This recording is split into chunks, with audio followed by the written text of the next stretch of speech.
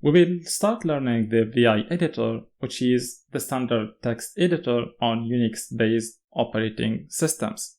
You have to learn VI because in some cases you will not find a graphical text editor, so the only solution to edit files is to use the VI editor. Let's first of all see how to open a file with VI. To open a file with the VI editor, first of all open a terminal or a command prompt and then type VI followed by the name of the file and then press enter.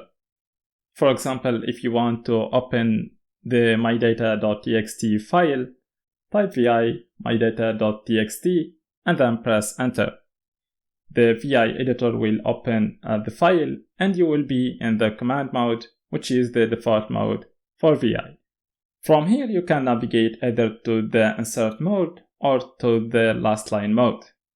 Let us see how to navigate from the command mode to the insert mode to write some text or making some changes, and how to navigate to the last line mode to quit, save changes, and so on.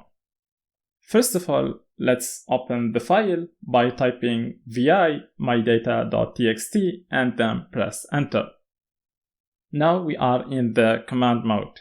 You can switch from the command mode to the insert mode by pressing A, O, or the I key, either in capital or in lowercase.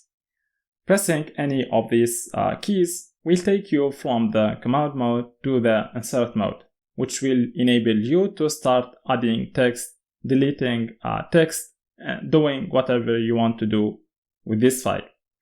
After doing what you want to do, you can go back to the command mode by pressing the escape key. If you have finished your work with this file and you want to save or discard the changes, you have to switch from the command mode to the last line mode. And you can do that by pressing the colon key. An important point to note here: you cannot switch from the insert mode to the last line mode directly.